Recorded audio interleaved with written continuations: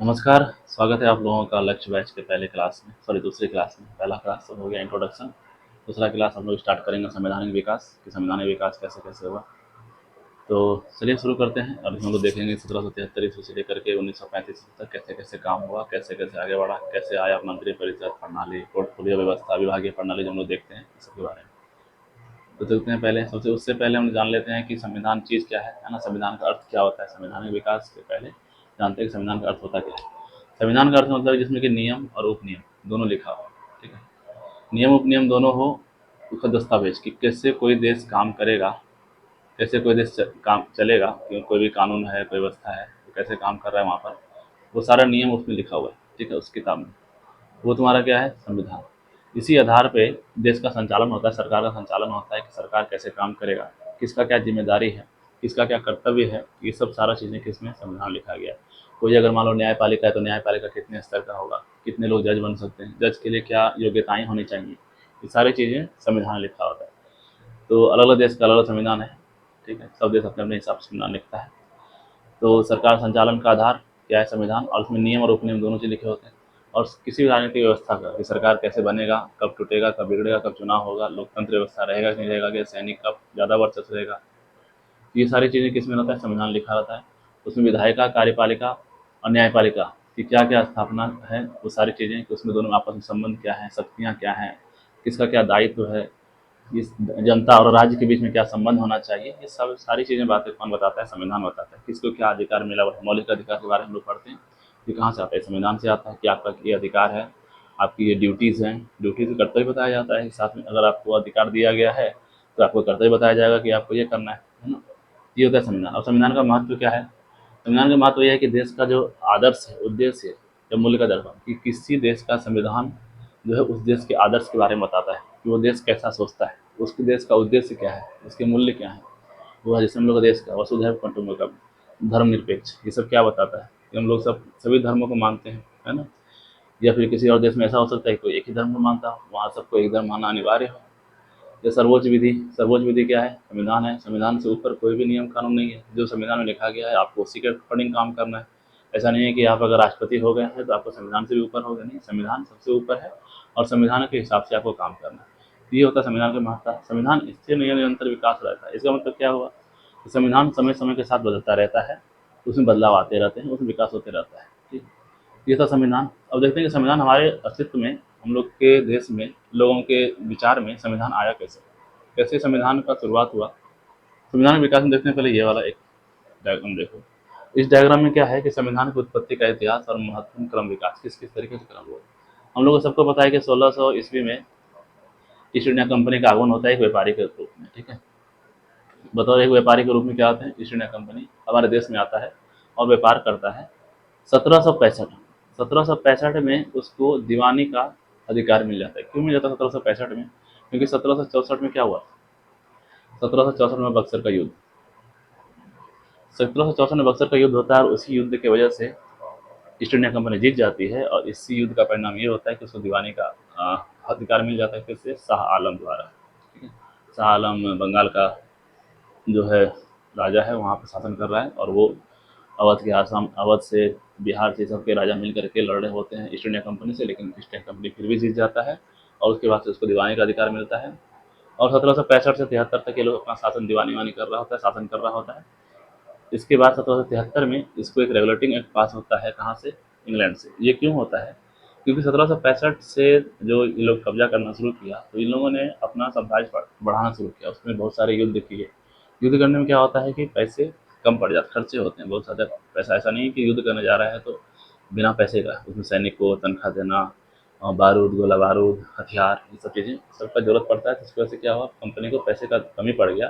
तो कंपनी पहुंच जाती है इंग्लैंड और इंग्लैंड से चाहिए था इसको 1 लाख, 1 लाख की राशि चाहिए होती है। इसी से क्या हो जाता है, इंग्लैंड के लोगों को इस पर जो वहाँ के सरकार है उस पर कंट्रोल करने का एक मौका मिल जाता है और वहाँ से पास होता है रेगुलेटिंग एक्ट। और हर एक 20-20 साल में फिर से रेगुलेटिंग एक्ट शुरू होना शुरू हो जाता है, जिसके तहत 1773 फिर 1793 इस तरीके से आता है। बीच बीच में और भी एक्ट आएंगे, 1784 का एक्ट या 1781 का एक्ट ऑफ सेटलमेंट, 13 का चार्टर एक्ट, ये सब आएगा। ये कब तक चलता है, 1857 के विद्रोह तक चलता है। ठीक है, एक चीज़ यहाँ पे देखेंगे हम लोग 1773 से लेकर के और 1857 तक जो भी काम होगा वो केंद्रीकरण को लेकर के होगा। अब ये केंद्रीकरण क्या चीज़ है? केंद्रीकरण मतलब होता है कि सारा शक्तियाँ जो हैं वो एक ही जगह संगठित होना शुरू हो जाएगा। ऐसा नहीं कि आपको ये वाला काम बांट दिया गया कि सैन्य व्यवस्था आप संभालेंगे, गृह मंत्रालय आप संभालेंगे, ऐसा नहीं। सब जो शक्तियाँ हैं वो केंद्र में धीरे धीरे सब चेंज करके क्या होगा, एक जगह स्थित, एक जगह संकुचित होना शुरू हो जाएगा, जमा होना शुरू हो जाएगा, उसको कहते हैं केंद्रीकरण। और जैसे ही विद्रोह होता है, विद्रोह के बाद और यहाँ तक आज़ादी तक, यहाँ तक क्या होना शुरू हो जाएगा, विकेंद्रीकरण। विकेंद्रीकरण मतलब होता है लोगों को शासन में शामिल करने लगना, शक्तियों का बंटवारा करने लगना। कोई भी फैसला लेना है, कुछ बदलाव करना है तो लोगों से पूछना, ये होता है विकेंद्रीकरण। इसी तरीके से यहाँ से, और इसमें क्या होता है 1857 तक, ये तो कंपनी का शासन है यहाँ तक। जैसे 1857 का विद्रोह होता है, विद्रोह के बाद उस पर कहाँ से शासन चला जाता है, क्राउन का शासन चला जाता है। ठीक है, ये क्राउन के पास शासन चला गया। और ये सब अधिनियम लोग एक एक करके पढ़ेंगे आगे कि क्या क्या अधिनियम है। ठीक है, तो ये एक ओवरव्यू है, ये आप लोग डायग्राम बना सकते हैं अपने कॉपी में, ताकि आप लोगों को पता हो कि कौन कौन सा एक्ट किसके किसके बाद आया हुआ है। ये बारे में से हट जाते हैं, आप लोग स्क्रीनशॉट इसका ले सकते हैं अगर लेना चाहेंगे तो। चलिए अब शुरू करते हैं 1773 का एक्ट। पहला एक्ट है 1773, जिसको रेगुलेटिंग एक्ट कहते हैं।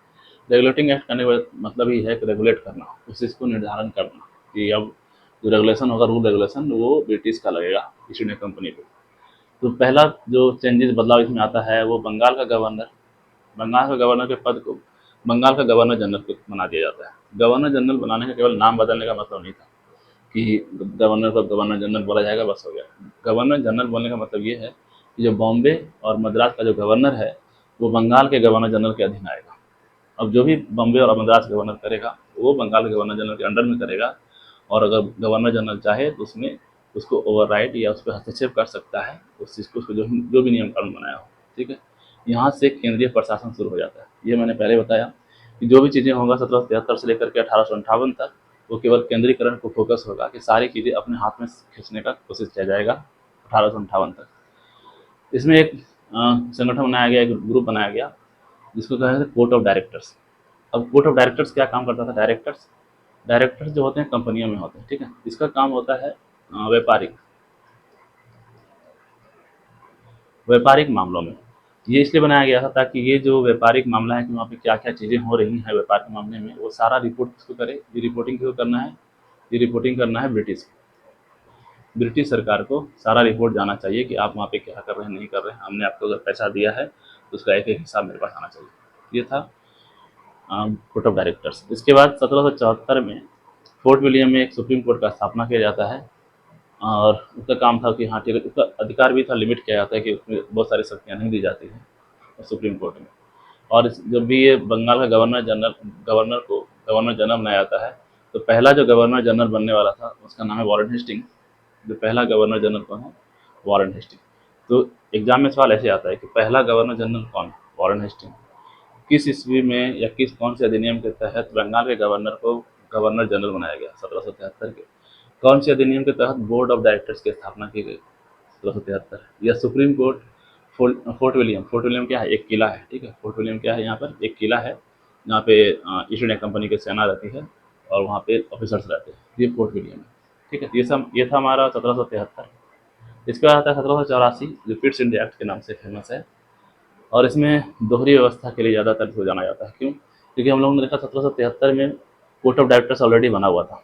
वाणिज्य के लिए, व्यापार के लिए कोर्ट ऑफ डायरेक्टर्स था। राजनीतिक कामों के लिए बोर्ड ऑफ कंट्रोल बना दिया गया कि जो राजनीतिक मामला होगा, सैन्य प्रशासन होगा, सैन्य गतिविधि होगी, या किसी से कुछ भी साम्राज्य बढ़ाना है, तो ये क्या होगा, इसके लिए बोर्ड ऑफ कंट्रोल। और ये दोनों किसको रिपोर्ट करेंगे? ब्रिटिश को। और एक चीज़ और इसमें किया गया कि जो भी अभी तक ईस्ट इंडिया कंपनी ने जितना भी जगह को कब्जा किया हुआ था, वो भी ईस्ट इंडिया कंपनी के अंडर में था, कंट्रोल में था। लेकिन इस अधिनियम के तहत जो भी ज़मीनें हैं वो क्या कहलाएगा? ब्रिटिश अधिकृत भारत, यानी ब्रिटिश पोजेशन इंडिया। ठीक है, जो भी भूमि है वो ब्रिटिश की। और इसमें ब्रिटिश सरकार का कंपनी पर और भी नियंत्रण मजबूत हो गया, क्योंकि अब दोनों राजनीतिक मामला भी कौन देख रहा है? ब्रिटिश सरकार। और वाणिज्यिक मामला, वाणिज्यिक मतलब होता है व्यापारिक मामला, वाणिज्य मतलब होता है व्यापार। ठीक है, ये दोनों कौन देख रहा है? भारत सरकार, सॉरी, ब्रिटिश सरकार को रिपोर्ट जा रहा है। ठीक, इसके बाद अगला जो आता है वो 1813 का चार्टर एक्ट के नाम से आता है। 1813 का एक्ट। इस समय पे क्या होता है कि इंग्लैंड में बहुत सारा औद्योगिकरण हो चुका है, बहुत सारी कंपनियां लग गई हैं, बहुत सारे फैक्ट्री लग गए हैं और पूरे यूरोप में छा गया इंग्लैंड की कंपनी। फ्रांस के क्रांति के बाद सारी कंपनियों को यूरोप से भगा दिया जाता है और सब भाग के कहाँ वापस चला जाता है, इंग्लैंड। अब कंपनियां हैं तो इंग्लैंड में व्यापार करेंगी नहीं, उसके लिए मार्केट चाहिए, कंपनियां को फैक्ट्री चलने के लिए कच्चा माल चाहिए, ये सब चीज़ें चाहिए। तो वहाँ पर कहा जाता है कि व्यापारियों के दबाव की वजह से ये एक्ट को पास किया गया।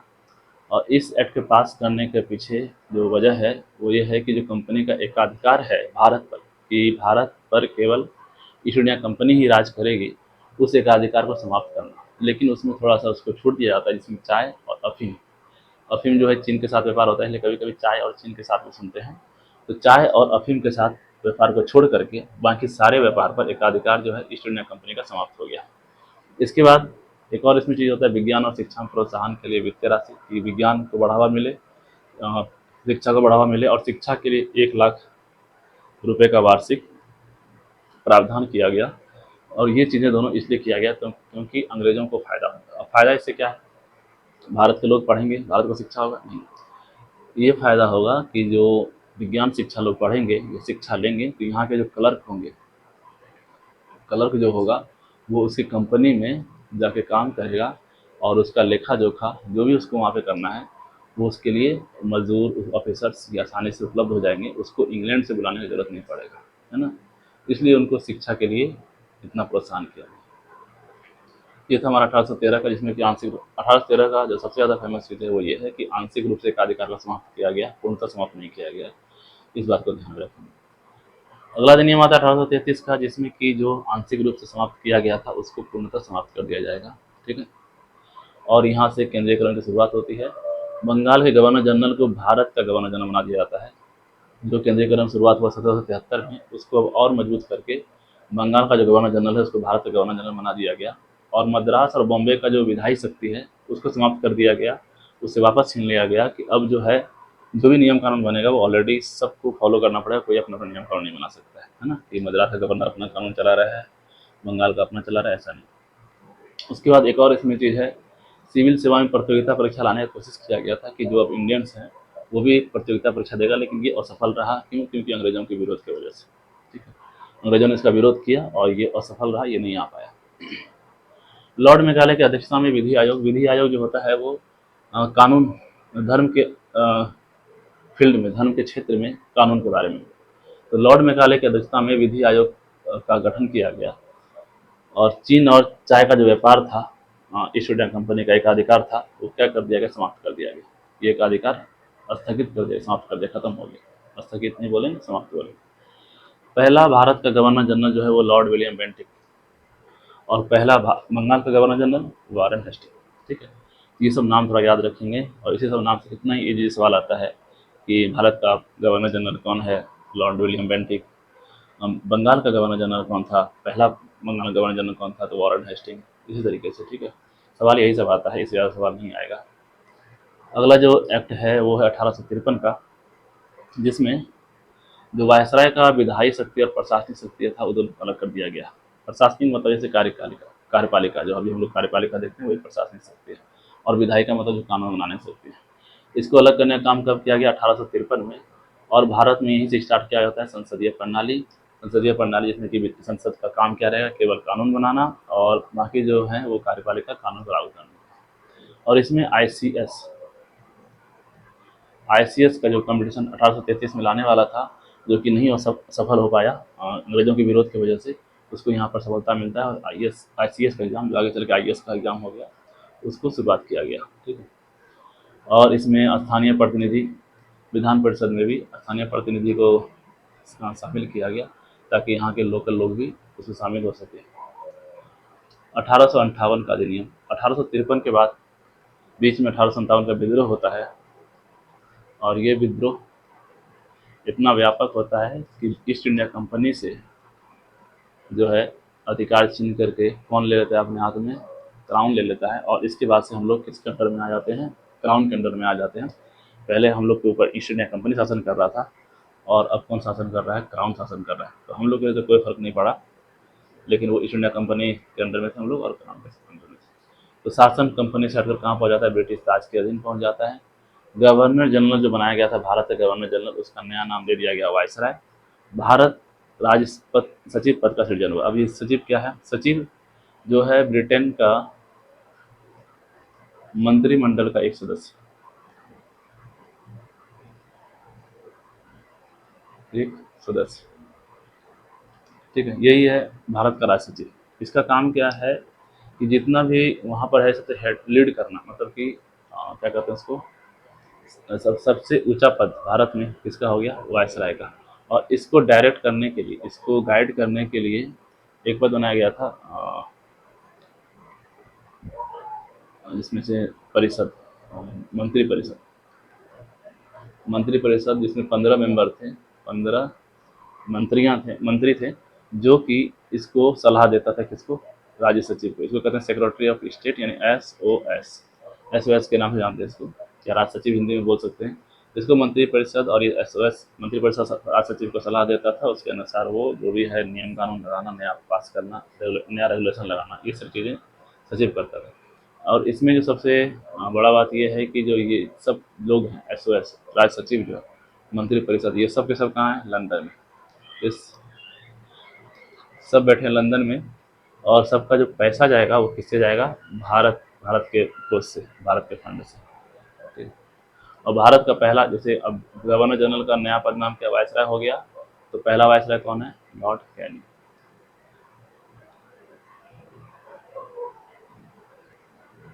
ठीक है। पीछे से कुछ शोर आ रहा होगा क्योंकि रात का 1 बज रहा है, तो अभी हम रिकॉर्ड कर रहे हैं लेक्चर को, तो थोड़ा बहुत शोर आ सकता है कुत्ते लोगों का।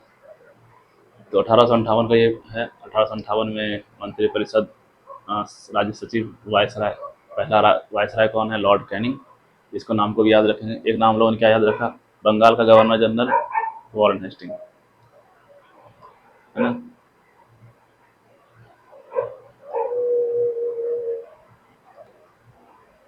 पहला हम लोगों ने नाम क्या याद रखा? वॉरेन हेस्टिंग, जो बंगाल का पहला गवर्नर जनरल बना। भारत का गवर्नर जनरल कौन बना था पहला? William Bentinck. और वायसराय पहला कौन बन गया? Lord Canning. ये 3 नाम है, बस 3 नाम को याद रखना है। लॉर्ड कैनिंग पहला वायसराय, बेंटिंग, विलियम बेंटिक है भारत का गवर्नर जनरल, और हेस्टिंग कौन है?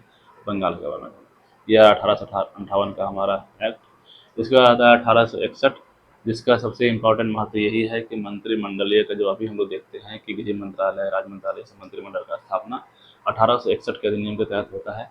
और इसमें जो एग्जीक्यूटिव काउंसिल है, यानी कि कार्यकारी परिषद जो है, उसकी संख्या 4 से बढ़ा कितनी कर दी गई? 5। और इसमें वायसराय जो विधान परिषद 6 से 12 तक जो एक्स्ट्रा सदस्य है जो है वो मनोनीत कर सकता है। कौन? वायसराय मनोनीत कर सकता है। लॉर्ड कैनिंग जो है पहली बार 3 भारतीयों को क्या किया? मनोनीत किया, जिसमें से पहला है राजा, बनारस का राजा महाराजा पटियाला, और सर दिनकर राव। ये तीनों नाम याद रखेंगे, तीनों नाम बहुत इंपॉर्टेंट है। क्या क्या? राजा बनारस, और महाराजा पटियाला, और सर दिनकर राव। तीनों नाम याद रखेंगे। ये तीनों किसमें है? लॉर्ड कैनिंग ने इनको तीनों भारतीयों को अपने विधान परिषद सदस्य में शामिल किया था, मनोनीत किया था, ठीक है। इसके बाद आता है हमारा अगला अधिनियम 1861 का, जो कुछ अन्य विशेषताएं और है।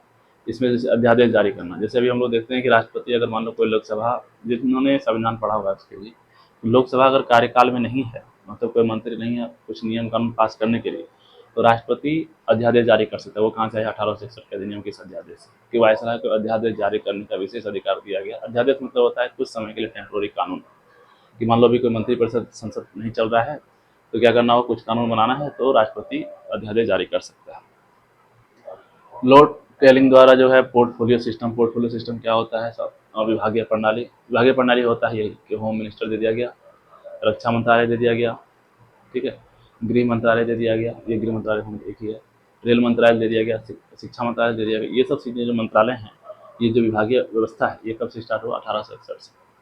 विकेंद्रीकरण हम पहले ही बता चुके हैं कि 1858 के बाद से विकेंद्रीकरण शुरू हो जाएगा।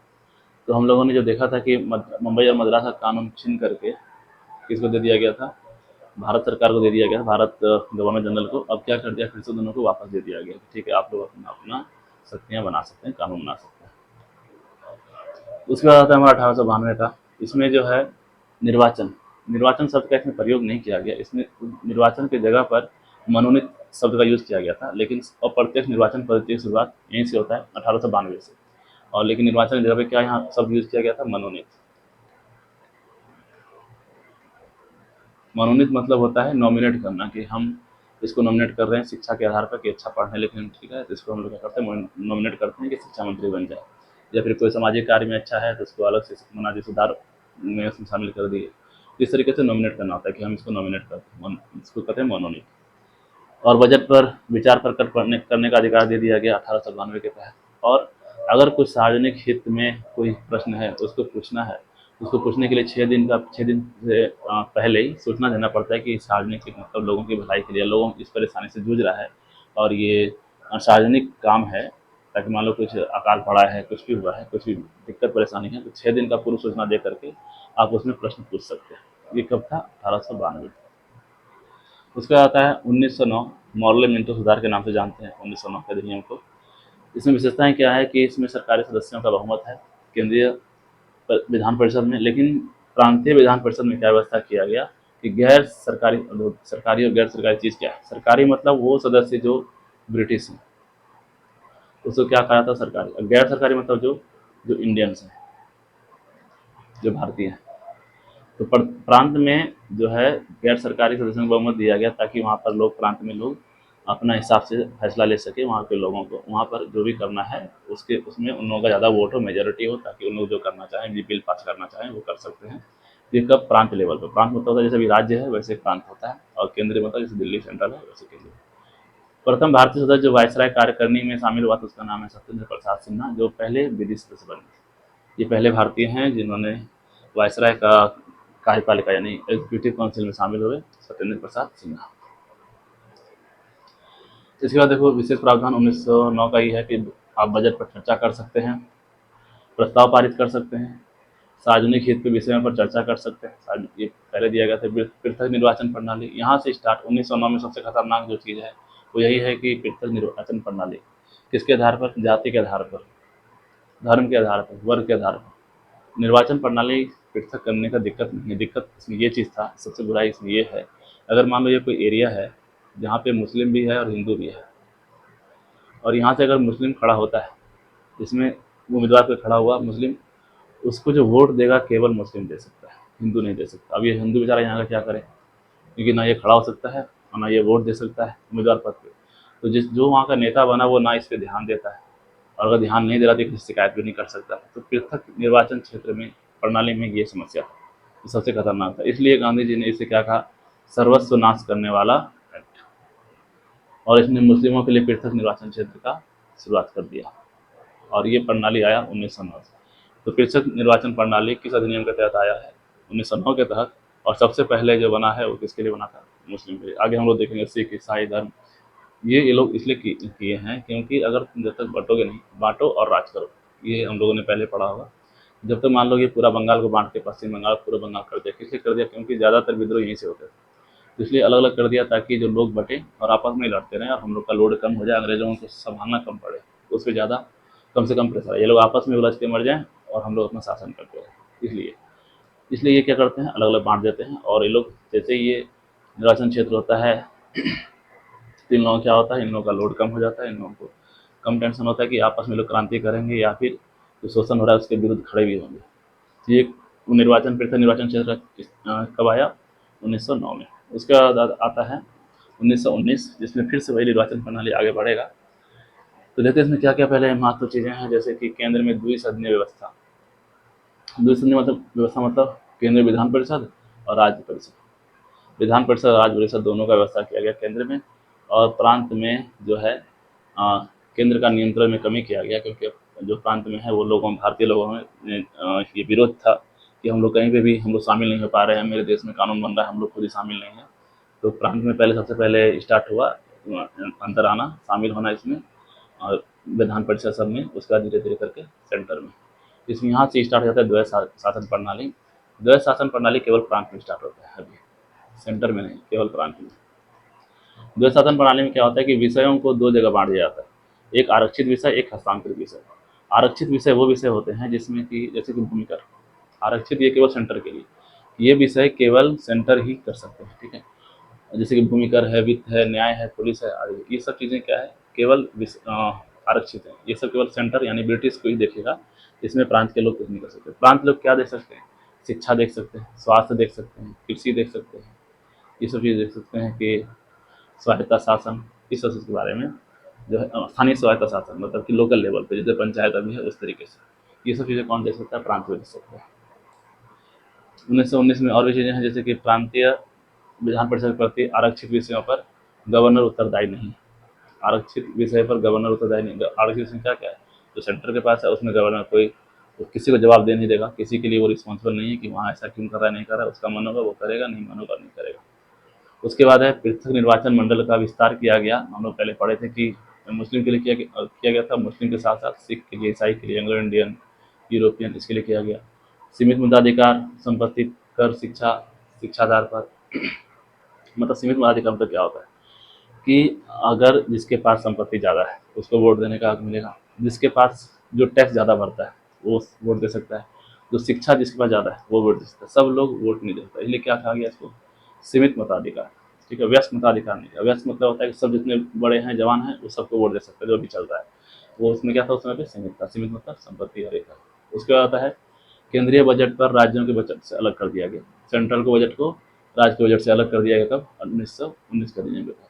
और इसके तहत एक और ये नियम पास किया गया कि जो ये एक वैधानिक आयोग बनाया गया, जो कि 10 वर्ष के बाद उसको रिपोर्ट सबमिट करना था कि वहाँ पे क्या क्या सिस्टम कैसे कैसे चल रहा है, क्या सही है क्या गलत है, इसके बारे में। इसके बाद आता है 1935। 1935 का जो अधिनियम है, ये वर्तमान भारतीय संविधान का मुख्य स्रोत है, प्रमुख स्रोत है, क्योंकि यहाँ से लगभग 80% हिस्सा जो है हमारे संविधान में लिया गया है। संघीय शासन प्रणाली शुरुआत, केंद्र और राज्य होना चाहिए। एक केंद्र होगा जो मजबूत होगा, एक राज्य होगा जो उसको हम लोग राज्य, उस केंद्र पूरा कंट्रोल करेगा राज्य को। ये सिर्फ कब से स्टार्ट हुआ, 1935 से। संघीय व्यवस्था में ब्रिटिश भारतीय प्रांत और देसी रियासतें होंगी। जो ब्रिटिश भारतीय प्रांत में सेंट्रल काम करेगा, देसी रियासतें, लेकिन ये लागू नहीं हो पाया, क्यों, क्योंकि देसी रियासतें जो हैं वो उसमें शामिल होने से मना कर दिया। अवशिष्ट शक्तियाँ किसके पास होगा, वायसराय के पास होगा।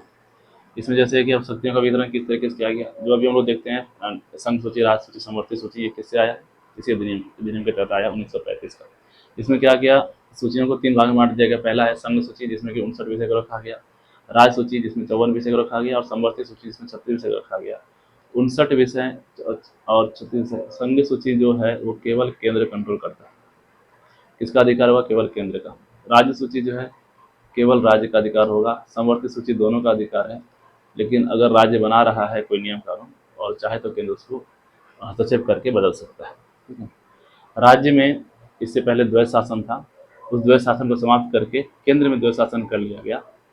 और दलित, महिलाएं, मजदूर और वर्ग के लिए भी अलग से पृथक निर्वाचन क्षेत्र, जो हम लोगों ने देखा था कि मुस्लिम के लिए केवल है, सिख के लिए, ईसाई के लिए हुआ था, अब किसके लिए कर दिया गया, दलित, महिला के लिए, मजदूर के लिए, सबके लिए। 1935 का अधिनियम। इसका तो प्रशासनिक सुधार क्या क्या किया गया। भारतीय परिषद का जो सचिव का जो परिषद था, जो मंत्री परिषद, उन्होंने देखा 15 लोगों का, उसको समाप्त कर दिया गया। मताधिकार का विस्तार किया गया, जो जनसंख्या का लगभग 10% था, कि अब 10% लोग क्या है, वोट दे सकते हैं। रिजर्व बैंक का स्थापना किया गया, मुद्रा एवं साख नियंत्रण के लिए, कि पैसे का जो है कंट्रोल करने के लिए रिजर्व बैंक का स्थापना किया गया। और 1937 में बर्मा को भारत से अलग कर दिया गया। इसके साथ साथ संघ लोक सेवा आयोग, जो अभी हम लोग यूपीएससी बीपीएससी से देखते हैं, ये कब से स्टार्ट हुआ है, 1935 से स्टार्ट हुआ है। उसके साथ प्रांतीय, अगर कोई 2 राज्य मिलकर के एक आयोग बनना चाहता है तो वो भी क्या हो सकता है, संयुक्त सेवा आयोग की स्थापना। उसके बाद 1937 में संघीय न्यायपालिका की स्थापना किया गया, जो अभी चल के हम लोग का सुप्रीम कोर्ट का काम कर रहा है। तो ये है हमारा 1935 का अधिनियम। तो कंक्लूजन ये निकलता है कि 1773 से 1935 का अधिनियम के तहत लोकतांत्रिक संस्था का विकास हुआ। बहुत सारे पोर्टफोलियो सिस्टम, जो संघ सूची, राज सूची, ये सब हम लोग देखते हैं, द्वैध शासन, ये सब चीज़ें हम लोग समझ में आया 1773 का। तो वहाँ जो हम लोग के नेता थे, तो जो भी हम लोग के नेता लोग थे, स्वतंत्रता सेनानी सब, उन लोगों ने देखा ये नियम से इस तरीके से कंट्रोल कर सकते हैं, ऐसे पुलिस होता है, ऐसे शिक्षा व्यवस्था हो सकता है। इस तरीके से हम लोगों ने सीखा और हम लोगों ने देश में लागू किया, और वर्तमान लोकतंत्र और शासन व्यवस्था को, संघात्मक शासन व्यवस्था का प्रणाली का आधार बना हमारा क्या, ये 1773 से 1935 तक। ठीक है, तो इसी के साथ इस वीडियो को समाप्त करते हैं और मिलते हैं इसके एमसीक्यूज़ के साथ नेक्स्ट वीडियो में। शाम तक में 6 बजे तक इसका वीडियो आ जाएगा एमसीक्यूज़ का। तो मिलते हैं हम लोग इसके एमसीक्यूज के साथ, तब तक के लिए धन्यवाद।